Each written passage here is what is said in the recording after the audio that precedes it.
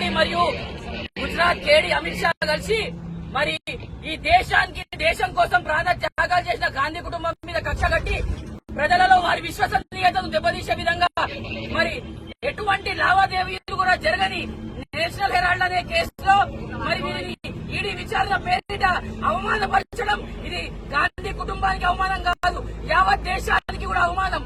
దీన్ని తీవ్రంగా ఖండిస్తూ ఈ రోజు పోలీసుల దిగ్బంధం నుంచి కూడా మరి హైదరాబాద్ యువజన కాంగ్రెస్ బృందం తప్పించుకుని రాజ్భవన్ ని విజయవంతంగా ముట్టడించడం జరిగింది.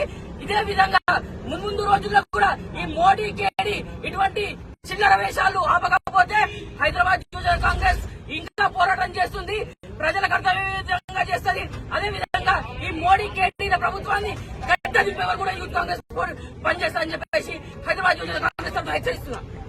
హాయ్ ఫ్రెండ్స్, మా టుడే టుమారో యూట్యూబ్ ఛానల్ చూస్తున్నందుకు చాలా థ్యాంక్స్. మరిన్ని లేటెస్ట్ వీడియోస్ కోసం వెంటనే సబ్స్క్రైబ్ చేయండి. అలాగే ఈ బెల్ ని కూడా రింగ్ చేసేయండి. మా నోటిఫికేషన్స్ అన్ని మీ మొబైల్లో వస్తాయి.